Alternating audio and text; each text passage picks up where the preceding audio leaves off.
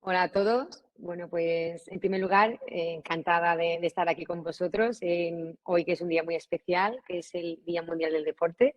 Y bueno, pues la plataforma MIR me invitó para dar una charla de dos cosas que me apasionan. Una es a nivel profesional, que es lo que me dedico, soy cirujana capilar, tras haber hecho la primera edición del máster de cirugía capilar y tricología en ENAMID. Y la segunda pasión que tengo, que es desde pequeñita, es el deporte. Por lo tanto, pues vamos a ver las relaciones que existen entre pues, la cirugía capilar, tricología, el doping, fármacos, ¿no? El deporte con el doping siempre está tan de moda. Y bueno, y las cosas que vosotros como médicos tenéis que saber, porque los pacientes o individuos que vayan a consultar con vosotros os lo va a preguntar, porque van a ser muchos de ellos deportistas, ¿no? Así que empecemos. Bueno, pues me podéis seguir en el Instagram, aunque no se vea ahí, pero es la doctora dra.cristina Salazar o dra.cristina.salazar. Tengo dos, uno a nivel profesional capilar y otro de deporte. Y bueno, lo dejo ahí pues porque si le queréis dar un vistazo o me queréis pues contactar, pues ahí lo tenéis. Bueno, pues en primer lugar, el pelo prácticamente es el nuevo oro, y tanto es así que la restauración capilar en Turquía pues es el mercado mundial, y en segundo lugar pues es España. España es un gran mercado gracias a que Turquía ha popularizado tanto la técnica, ha hecho que aquí en España pues la gente haya decidido en los últimos años, y probablemente gracias a la pandemia, pues operarse aquí, porque hay buenos resultados, muy buenos cirujanos, y bueno, y el boca a boca poco a poco pues hace que los pacientes pues no tengan que coger un vuelo e irse a otro país, ¿no? También es verdad que gracias a que en España la ley pues dicta que la cirugía capilar la tiene que hacer un médico, pues es una buena salida profesional. Pues por eso el máster de cirugía capilar pues es una buena salida a quien lo quiera hacer. Y en segundo lugar, pues el calvo, ya no es una condena para ellos estar calvos, ¿no? Porque siempre que acudan a una consulta y tengan una buena valoración por parte vuestra, pues esa persona con una pobre densidad capilar, pues le podéis resolver el problema, ¿no? En números estadísticos, pues que la popularidad de la cirugía capilar ha crecido exponencialmente en los últimos años, y bueno, como hemos dicho, pues una muy buena salida pues a nivel profesional. Aquí, aquí. Bueno, tanto es así que cuando venga el paciente, pues hay que tener las premisas, pues tres premisas básicas: que no todas las alopecias son trasplantables, que no todas las alopecias androgenéticas son trasplantables, y luego que es el pilar fundamental de la medicación. Y por eso, gracias a que el pilar fundamental es la medicación, pues hay que saber todos todas las detalles, ¿no? de esa medicación, de que los pacientes pues sin lugar a dudas, lo más complicado para ellos es que es una medicación que prácticamente es todo lo que le preocupe el pelo, es decir, prácticamente es para toda la vida, ¿no? Es bastante difícil que un paciente o a un sujeto o a un individuo que viene a consulta, que está totalmente sano, es decir, que tiene que tomar medicación para toda la vida. Pues yo lo hago de forma más elegante y le digo pues todo lo que le preocupe el pelo, ¿no? Y ya ellos pues estiman de que van a ser por muchos años, ¿no? Por lo tanto, la medicación es tan complementaria y tan fundamental como muy buena cirugía capilar.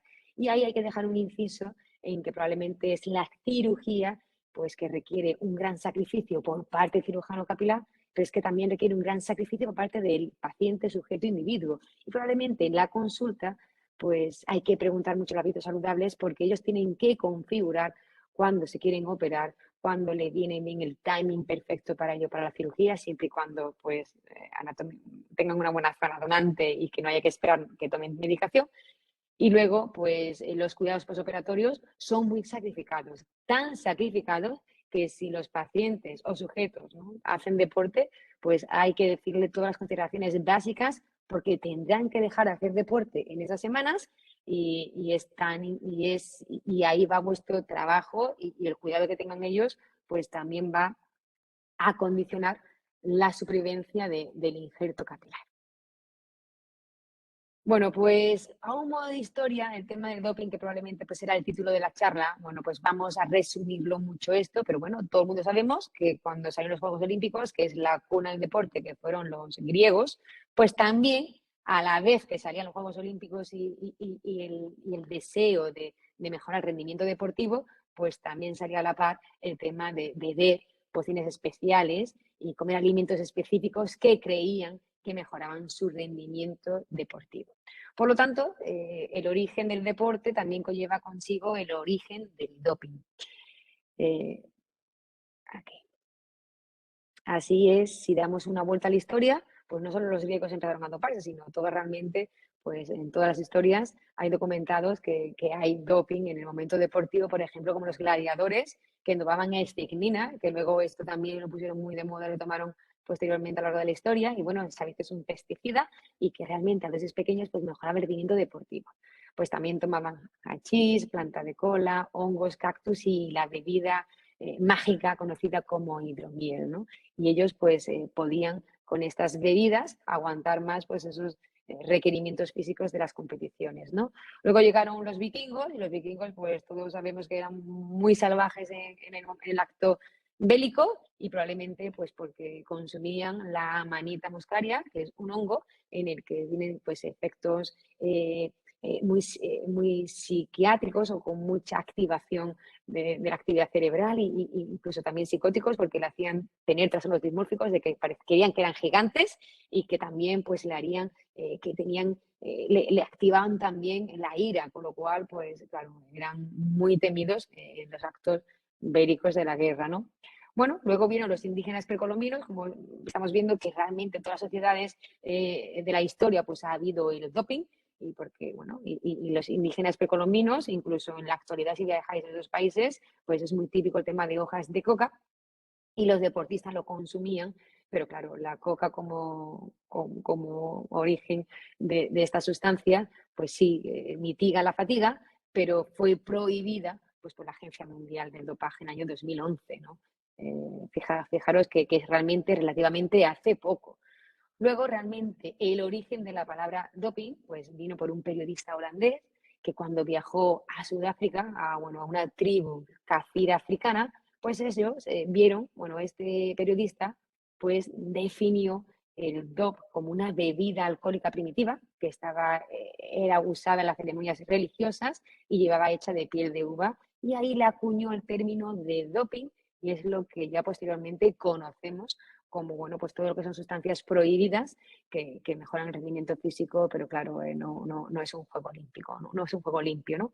Pero los primeros casos de dopaje en la historia ya de la historia moderna deportiva, pues realmente fue con un ganador de la maratón, un maratón olímpico en el año 1904, a principios del siglo XX, que tomaba pues dosis pequeñitas de brandy y estricnina, y bueno, y ganó la maratón, pero estuvo a punto de morir. Y fue tan rápido la extensión del doping en esos años, porque en esos años eran muchas las competiciones ya de ciclismo, de corredores de distancias largas, que la Federación Internacional de Atletismo pues, fue la primera pues, sociedad en establecer una normativa contra el doping. Luego, pues también muy llamativo, la primera muerte fue con un ciclista inglés también, Linton, siempre los ingleses han sido la cabeza de todo, que murieron debido pues, a la toma de efedrina como pues, estimulante y durante una prueba de la carrera de París-Burdeos. Son carreras pues, muy exigentes y bueno, pues con esa mezcla de cafeína pues tuvo una muerte súbita pues asociada ¿no? al doping. Luego probablemente, y todos lo recordamos, el caso más relevante en la historia deportiva pues ha sido el caso de la final de los 100 metros de Ben Johnson, que todos lo recordaréis, es una, bueno, a lo mejor no los muy jóvenes, pero bueno, fue una final en la que pues estaba predeterminado entre comillas que iba a ganar Carl Lewis y que bueno, pues Ben Johnson pues ganó con un tiempo de 9,79 segundos los 100 metros lisos y a los 3 días después pues se comprobó con los métodos antidopaje que, pues, que había consumido estanozol, que es un esteroide anabolizante, como ya veremos, y bueno, y esto hizo que se reunieran pues, el COI y que terminara pues, que había que hacer algo y a partir de ahí, pues bueno, unos años antes ya salió ya la Agencia Internacional ¿no? Antidopaje.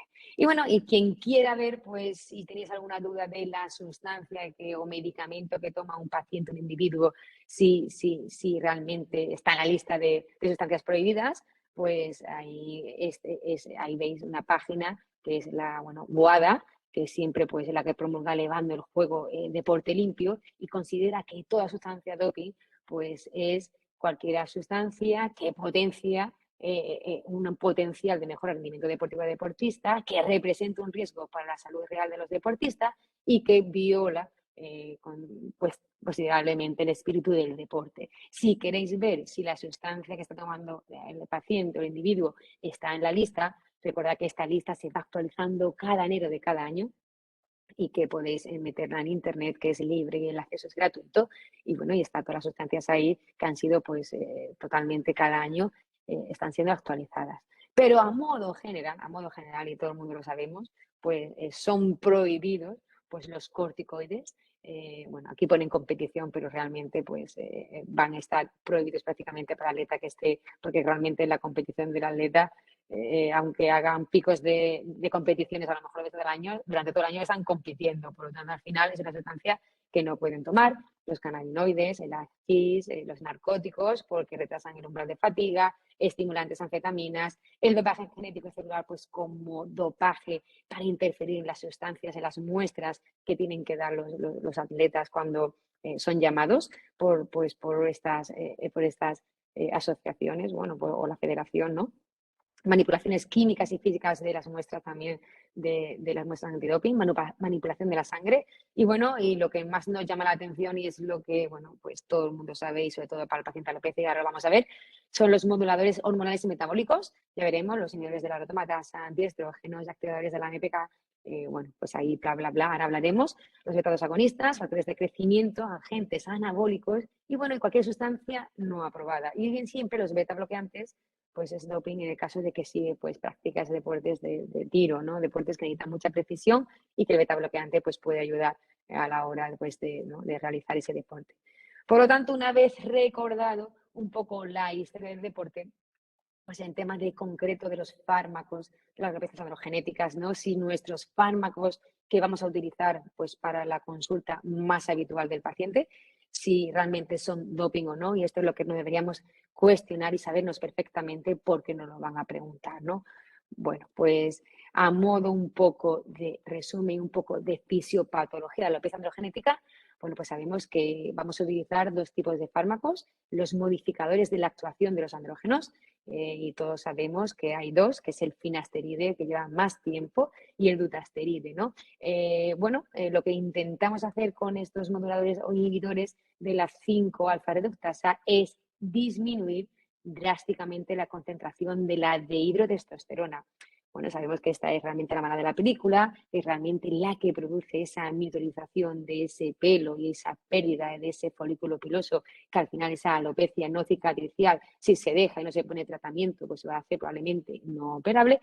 Y el tratamiento de estos tipos de fármacos, pues claro, al ser fármacos que inhiben la conversión de testosterona, el paciente, bueno, que bajan la concentración de DHT, el paciente te va a preguntar de forma muy lógica, bueno, pero mi concentración de testosterona, ¿me la va a bajar o me la va a aumentar? Pues fijaros, a nivel condiciones normales, los hombres tienen 20 veces, de 16 a 20 veces, una concentración superior de testosterona en comparación con la mujer. Cuando toman este tipo de fármacos, pues claro, inhiben la conversión de DHT, pues probablemente, claro, no se mide, pero el nivel de testosterona van a tener más concentración de testosterona, no muy significativa, pero sí van a tener alteraciones del circuito de otras hormonas dependientes como los estrógenos y por eso pues está relacionado que, por ejemplo, que a la toma de finasteride y dutasteride, pues un efecto del 1% es, por ejemplo, la ginecomastia, ya que produce una alteración en los valores de testosterona e estrógeno.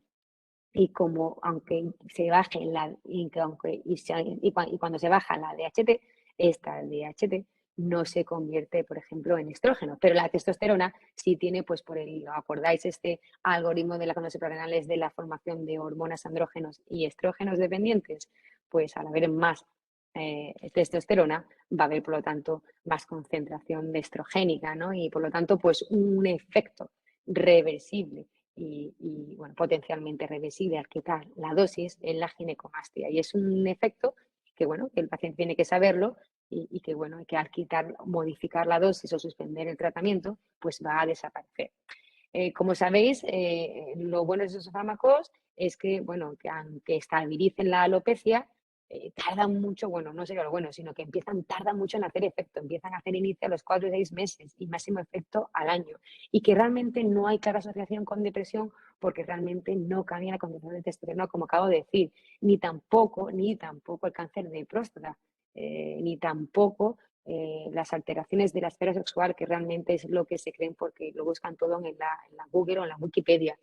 Bueno, hicieron ya estudios bien diseñados, ensayos clínicos con finasteride, y vieron que los mismos pacientes que estaban en la rama de tomar finasteride tenían los mismos problemas de la libido que los mismos que tomaban placebo. Por lo tanto, el problema problema sexual, pues realmente no es consecuencia de tomar los antiandrógenos, ¿no? Aún así, siempre hay que decírselo porque los pacientes, pues ese efecto placebo, pues, o de sugestión, pues hay que intentar, decírselo con la más tranquilidad posible, pues para que no tengan esa sugestión, ¿no? Ese efecto nocebo, ¿no? De que todos conocemos cuando hablamos a los pacientes, ¿no? Es la forma de hablar a los pacientes. Bueno, pues sabemos que la dosis de nuestros fármacos van a ser dosis muy pequeñitas y claro, y esto pues va a ser también de que los efectos secundarios no sean los que tienen pues a dosis de problemas de cáncer de próstata, por ejemplo, ¿no? Pero bueno, la utilidad de los antiandrógenos es vital en las alopecias androgenéticas y claro, y al no cambiar realmente, es decir, su nivel de testosterona va a estar igual y sabéis que es una hormona muy anabolizante y también androgénica, pues no va a cambiar su composición corporal. Por lo tanto, el paciente que hace deporte va a seguir siendo pues esa misma composición corporal y eso pues le da tranquilidad pues para tomar el fármaco con seguridad. Pues otro segundo fármaco que tenéis que saber y seguro que conoceréis es el minoxidil y bueno, y este al ser un vasodilatador, pues realmente no tiene ningún problema con el tema metabólico, pero sí tiene el problema de, pues sabéis que afecta pues al aparato circulatorio, puede tener efecto mineralocorticoide y puede producir pues al 10º, 15º día pues efectos mineralcorticoide, como he dicho, y retención de líquido. Y bueno, y luego, pues últimamente, pues todos los psicólogos y cirujanos capilares utilizamos pues la vía oral, pues porque es casi un 50% más efectiva que en loción. El problema que tiene es que los pacientes no van a tener adherencia porque al final pues da mucha dermatitis irritativa porque lleva el alcohol, ¿no? El propietilenglicol, y eso hace que el paciente pues no esté cómodo.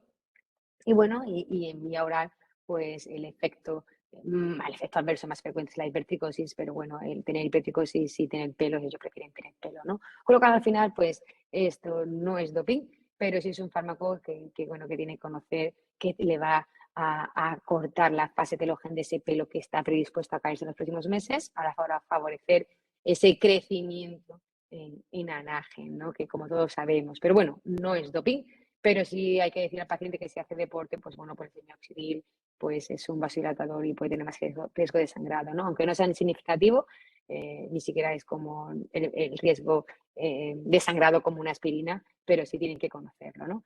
Y bueno, y una cosa, pues como he dicho, la ginecomastia es el efecto, pues aunque es poco frecuente, realmente es un efecto secundario de los antiandrógenos que a ellos les va a preocupar porque sobre todo pues produce ese desbalance, ¿no? de la concentración de testosterona y estrógenos. Y bueno, y lo bueno de este efecto secundario es que al suspenderlo, como he dicho, pues va a desaparecer, ¿no? Bueno, los fármacos entonces para la alopecia androgenética, la conclusión que sacaríamos a modo conclusivo para que sea fácil es que lo pueden tomar tranquilamente los deportistas, los sujetos que tengan alopecia androgenética, porque no le van a cambiar su composición corporal, no son doping, nos vamos a las clasificaciones de las listas prohibidas de la WADA, como hemos dicho, y no aparecen, pero como veis, hay deportistas que tienen alopecia androgenética y ellos pues han decidido pues no tomarlo, no tomarlo. Y ahí veis, por ejemplo, pues pues ahí veis a Rafael Nadal, que sabemos que tiene una alopecia androgenética difusa, cada vez es más evidente, y él pues ha decidido no tomar medicamentos, ¿no?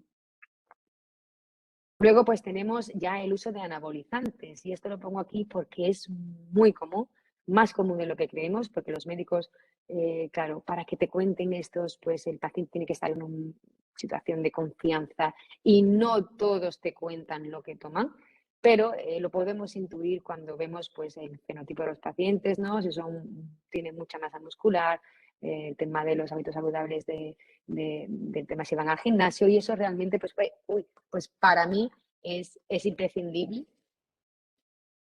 Pues preguntar los hábitos saludables porque me orienta mucho a, bueno, porque si toman pues sustancias prohibidas o cuánto les preocupa el deporte en su vida pues para, como me he dicho, ¿no? Optimizar ese tiempo quirúrgico, esa fecha quirúrgica que ellos tienen que elegir cuándo sería mejor para ellos, ¿no?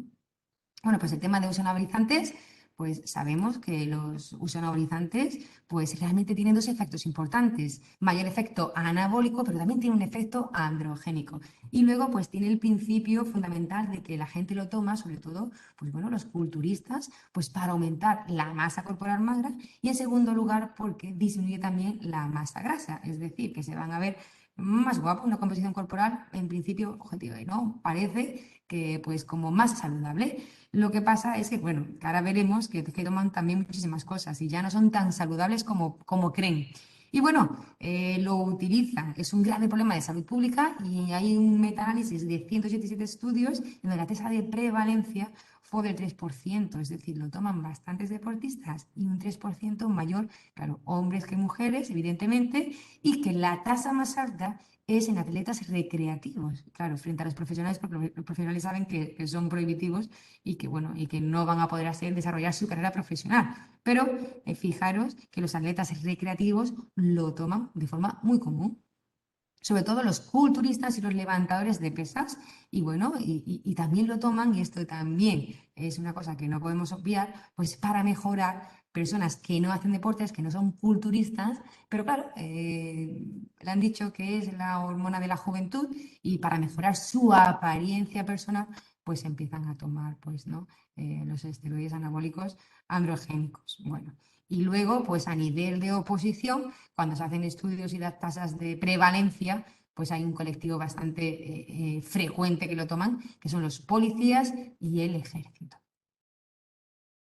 Bueno, los tipos de andrógenos que podemos pues, obtener en el mercado, hay tres. Está la testosterona exógena, bueno, todos la sabemos, la testosterona exógena pues a nivel oral o inyectable, o la trembolona o la boldenona, que la boldenona es de uso veterinario, pero como es de más fácil adquisición, pues la gente lo compra.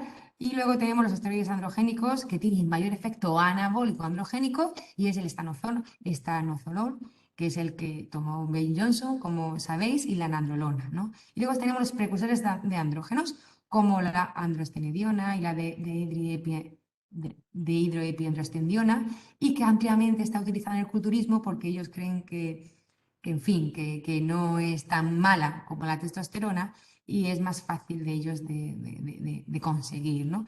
Lo que pasa que, por ejemplo, la androstenediona pues no tiene efecto anabólico como la testosterona ni aumenta la concentración sérica de la testosterona, ¿no? Y luego pues lo podéis encontrar en suplementos nutricionales, por eso hay que ver muy bien el etiquetado de los suplementos cuando lo compréis, porque os puede venir pues un mal etiquetado o una mala información, creéis que lo estáis tomando algo prohibido y lo estáis tomando, ¿no? Y por último, pues están los moduladores selectivos de los receptores de andrógenos, que son los ARNs, que está ahí la diapositiva, y luego pues fijaros el enunciado que da prácticamente a error, pues porque es una visualización de que parece que el fármaco que es súper benigno, ¿no? Es que parece, aquí lo tengo para verlo bien. Uy. Bueno, pues que dice, bueno, pues ahí que no se metaboliza, fijaros, ¿no? Que parece que no da alopecia, no daña, fijaros ahí la composición de uno en otro, el otro está súper hinchado y el otro también pues está musculado, seco, pero tiene pelo, ¿no? Entonces ya, pues con esta foto ya uno va pensando en el que, bueno, que es bueno y que no va a ser tan malo como los esteroides, ¿no? Por tanto, cuidado con la etiqueta engañosa. Y lo que he dicho, el problema de los tomadores de andrógenos en sus múltiples posibilidades es que van a tomar, porque ellos saben los efectos secundarios, van a tomar pues otros fármacos pues para contrarrestar estos efectos. Por lo tanto, como saben que pueden dar pues ginecomastia, van a tomar los inhibidores de la aromatasa, que es el anastrozol. Como quieren también y saben que cuando toman esteroides exógenos van a suspender o, claro, van a alterar el eje hipotálamo hipofisario y que pueden, cuando interrumpen de tomarlo, pues la producción de andrógenos endógenos, pues para intentar estimular esa síntesis toman pues la hormona de crecimiento. Y luego, pues siguen tomando también más fármacos pues para evitar todos estos efectos secundarios. Llámese también el clomifeno, que también creen que tienen estos deportistas de evitar la deficiencia de andrógenos, porque ellos lo toman, pues según pues, a nivel de competición, lo toman o bien dosis crecientes, es decir, una dosis creciente piramidal, empiezan a tomar dosis pequeñas, luego hacen un pico de dosis y luego empiezan a bajar dosis, o combinando con otros esteroides, ¿no? 2 o más. El problema es que ellos pues, lo obtienen de forma fraudulenta por internet, bien por suplementos dietéticos, como he dicho, con mal etiquetado, o bien pues dosis de receta que la han recetado algún médico y luego pues la han manipulado y usarán otros medicamentos recetados para otros. Y bueno, y al final pues son unas sustancias prohibidas con múltiples efectos secundarios que ellos realmente desconocen. Sobre todo el más serio es el efecto pues, el cardiovascular, que en algunos de ellos pues, producen pues, una miocardiopatía hipertrófica y sobre todo en algunos de ellos, a pesar de sí o no tener miocardiopatía hipertrófica, produce una disfunción ventricular que incluso dejando la suspensión del medicamento, siguen teniendo pues, esa disfunción ventricular del ventrículo izquierdo, ¿no? Con lo cual, ese es el efecto secundario más perjudicial, pero también tienen pues, a nivel metabólico pues afecta a nivel de los lípidos, disminuye la concentración de HDL y aumenta la de LDL, es decir, tiene más riesgo pues de la producción de ateromatosis, también tienen más alteración de la eritropoiesis, también trastornos alimentarios, disforia muscular, psiquiátricos, los que toman pues, esteroides también son más propensos a tomar otro tipo de medicamentos. En la mujer es bastante característico el fenotipo que producen, pues van a dar acné, hirsutismo, voz grave, amenorrea, evidentemente, y en hombre, pues el hipogonadismo después de la interrupción de los fármacos, es decir, la atrofia testicular y la ginecomastia. Y bueno, y también da otras, como son más propensos a tener roturas de tendones, pues porque debilitan el tejido conectivo y bueno, pues efectos hepáticos o alteraciones en la prostática, es decir, que dan un sinfín de efectos secundarios, pero ellos intentan, pues que aparte de tomar esteroides anabolizantes, pues van a tomar, como hemos dicho, pues la hormona de crecimiento, creyendo que incluso de forma discontinua no van a tener los efectos secundarios. Y claro, lo que pasa es que luego son reacios a dejar la medicación porque se ven también, ¿no? Ese periodo de secado del paciente que va a competir, ¿no? Se quedan muy sequitos, con mucha masa muscular y poco tejido graso, que es difícil que luego lo interrumpa y que no vuelvan a caer. Pues como me he dicho, te van a tomar el finasteride, es decir, esto es una pregunta muy habitual, probablemente sea la pregunta más habitual cuando saca el paciente viene a consulta y es, bueno, si yo tengo alopecia y tomo, y usted doctora pues me está diciendo que tome los 5 alfa-reductasac, finasteride o dutasteride, ¿puedo seguir tomando los anabolizantes? Y claro, yo siempre digo lo mismo, es que al final está tomando algo totalmente antagonista, no tiene mucho sentido, no tiene mucho sentido algo que baja la concentración de testosterona y que tú me la estás subiendo por otro lado. Por lo tanto, hay que dejárselo caer, que aunque es algo que ellos hacen, pues es que no tiene sentido. Y es más, ese paciente, si lo vas a operar y va a tomar pues anabolizantes y ahora no tiene una buena densidad capilar, cuando lo has operado, ¿de quién es el problema? ¿Tuyo o del paciente? Ahí hay que dejárselo muy claro, o bueno, o que cuando, o dejarlo bien escrito en la historia, pues porque luego nos pidan, ¿no? Nos pidan, claro, de que si la cirugía capilar no tiene buena supervivencia, no haya sido por vosotros, ¿no?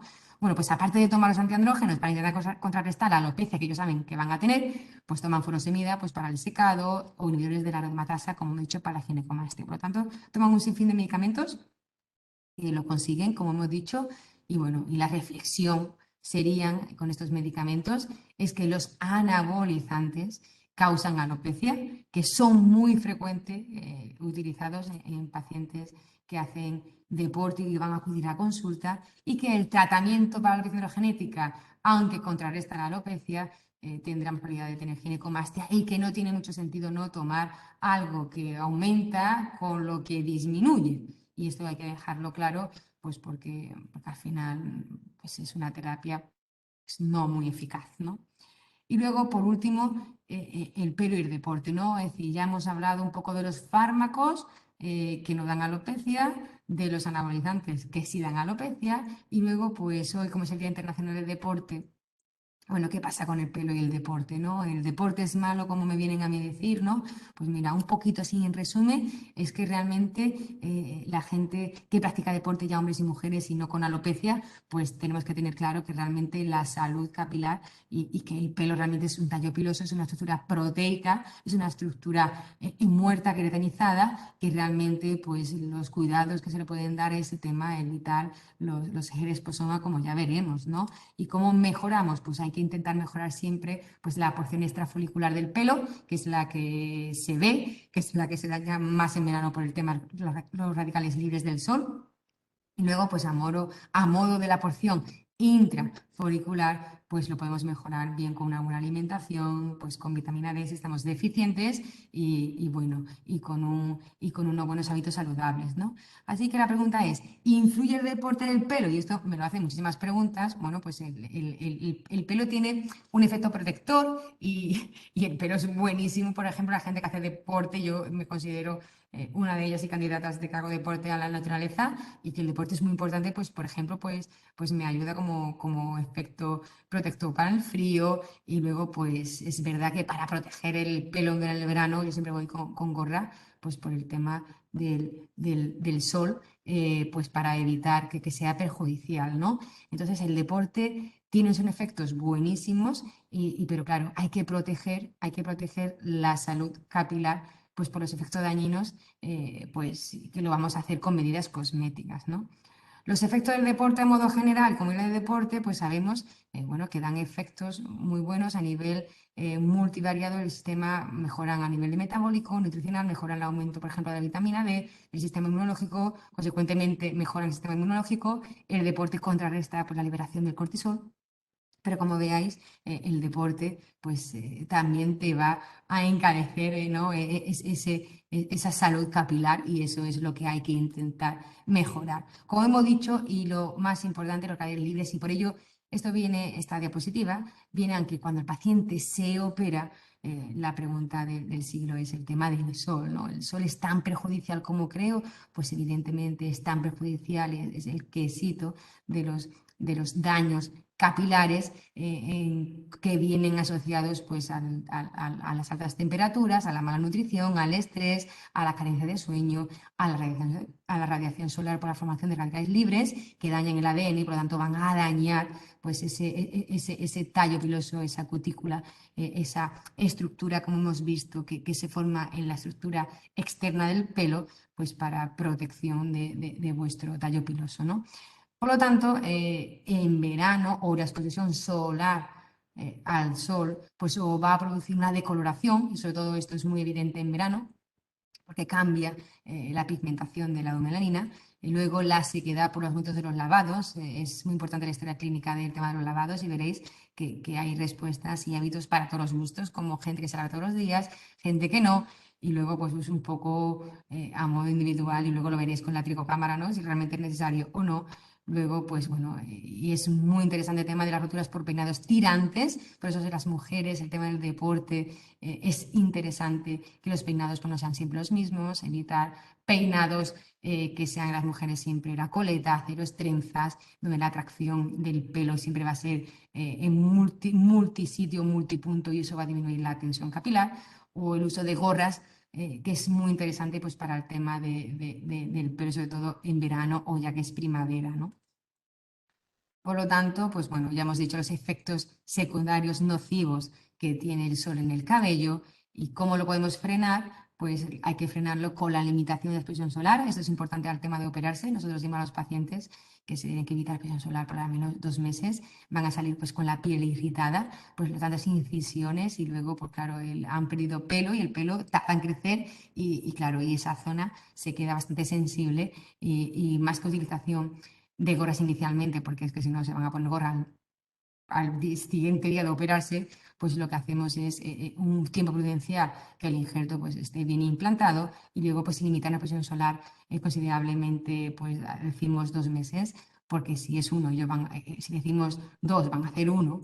Y luego, pues, la fotoprotector capilar si hacéis deporte es muy interesante para evitar los efectos paliativos del sol. No es como la fotoprotección de la crema de protección, pero sí es considerablemente un buen uso para la gente que hace deporte. La hidratación del cabello, el aceite es el mejor hidratante para el cabello y luego la reparación de la cutícula del cabello pues con los nutricosméticos, ¿no? Así que cuando el paciente viene a veros a consulta, pues os va a preguntar, bueno, ¿el deporte es realmente causante de alopecias? Pues no, porque se puede adquirir pues por múltiples factores, como un factor genético, como hemos dicho, sobre todo la alopecia androgenética masculina, por los esposomas, deportista que está todo el día corriendo en la montaña, pues que no lleve gorra, el sol le va a afectar bastante, es un esposoma bastante nocivo.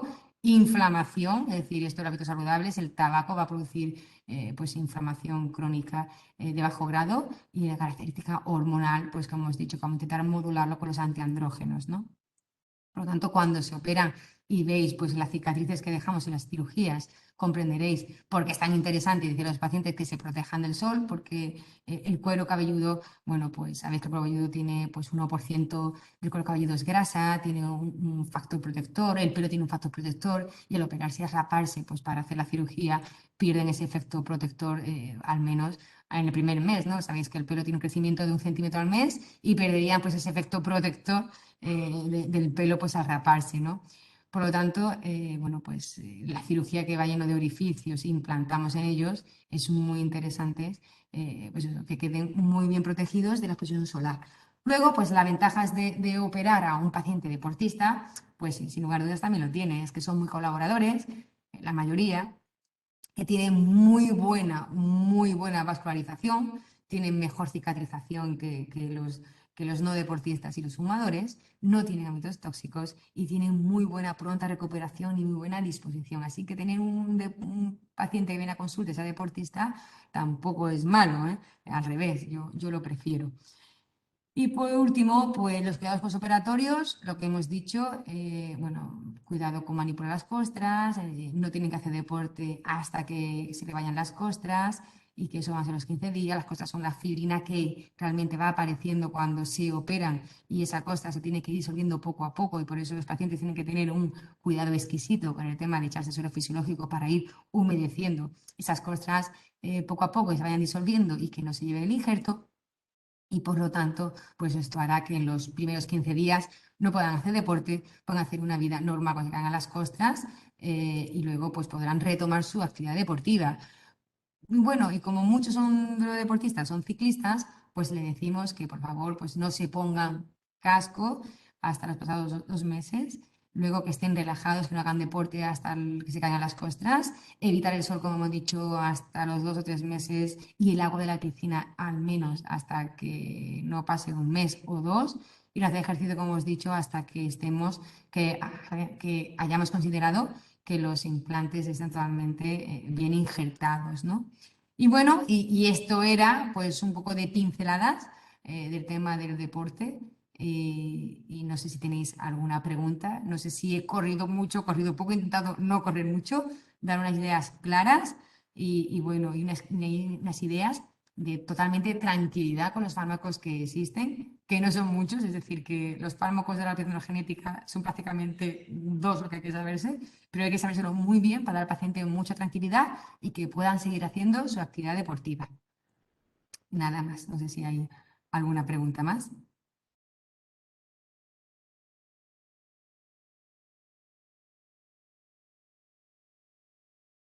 Pues si no hay alguna pregunta, pues ya está ya finalizado. Muchísimas gracias a todos Y nada, nos veremos y podéis contactar conmigo pues, pues por el Instagram y estaré contentísima de contestar y ayudaros a lo que podáis, a lo que pueda. Gracias. Muchísimas gracias, A ti, Cristina. Laura, muchas gracias. No sé si he corrido mucho, ¿eh, Laura? Ha sido perfecto, la verdad. Muy bueno. Venga, no me Qué preocupes. bueno, Cristina. Bueno, Muchas pues gracias. a ti, Feliz a ti. día a todos. Hasta luego. Hasta luego. Adiós, adiós. Qué bueno.